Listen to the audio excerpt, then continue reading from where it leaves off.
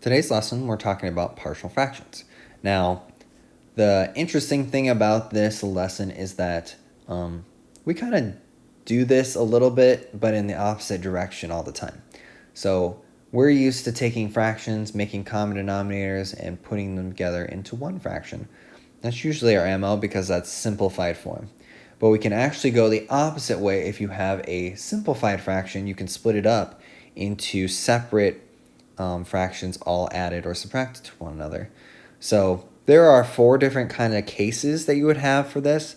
We're only going to talk about the first one when there's distinct linear factors. And it kind of looks like that, that general form at the bottom.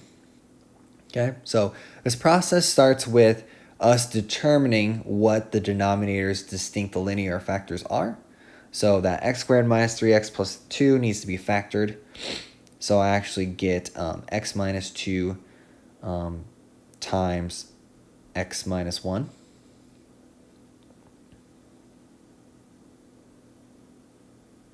And then from there, I'm going to set it equal to 2 separate factors.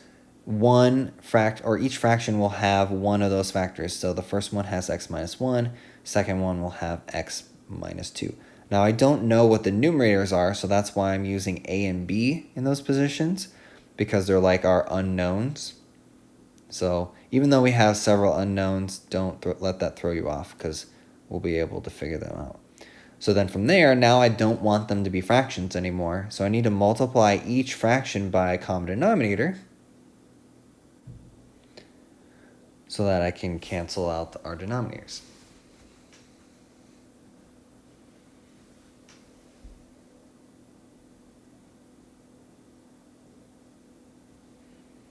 So now I'm left with a times x minus 2 plus b times x minus 1 on the right. And then I'm going to multiply that a and that b through to their parentheses. And now I want to actually group them. So I'm going to group the right side so that the x's are together, and group the other ones so that the ones without x are together. And then I actually want to factor out that x from that first parenthesis.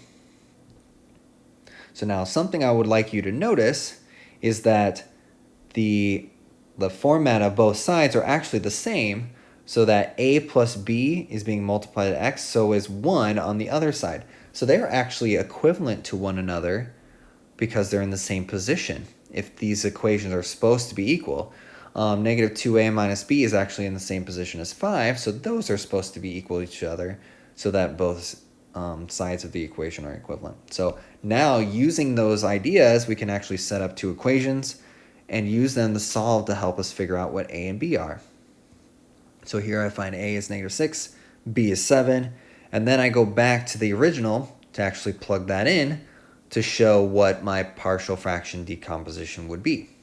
So it would be negative 6 over x minus 1 plus 7 over x minus 2. And that's my answer. Letter B has one more factor than the other one did, so I'm going to have to do a little bit more work to figure out these factors. So I'm going to use grouping. So I factor out an x squared out of the first parentheses, negative 1 out of the second. That gives me x plus 2 times x squared minus 1. And then that's a difference of squares. So it's x minus 1 times x plus 1. Sorry for the typo there. And so then now, because I have 3 separate factors in the denominator, I'm going to have 3 separate fractions on the right side. So that means I'm going to have an a, b, and c. Now the process from here is pretty much the same. It's going to be a little bit more work because there's 3 to deal with rather than just 2. Well, I'm going to multiply each fraction by a common denominator, then cancel out the top to the bottom and what's common.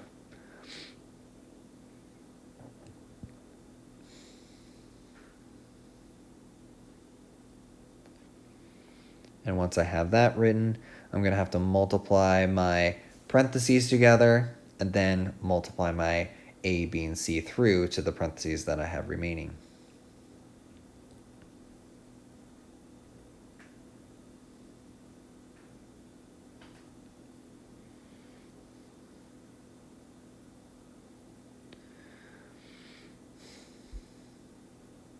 And once we have that all multiplied out, we can actually group them like we did before, but here we're going to have one where the x squareds are together, and then one with the x's and one without any variable or extra variable attached to them.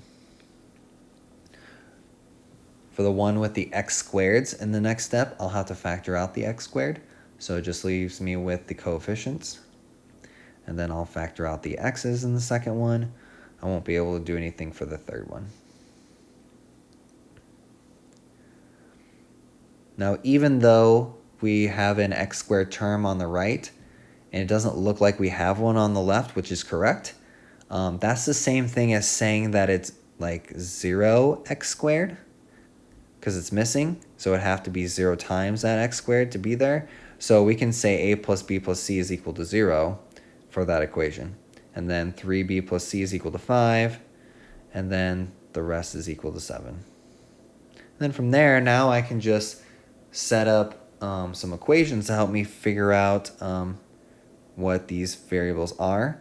Since the middle one has just 3b plus c already, I use the other two equations to help me get rid of a, so I have two equations with b and c, and then from there I'm going to solve those two to help me find b, and then go back to help me find the other ones. So I can find c next, and then I can find a last.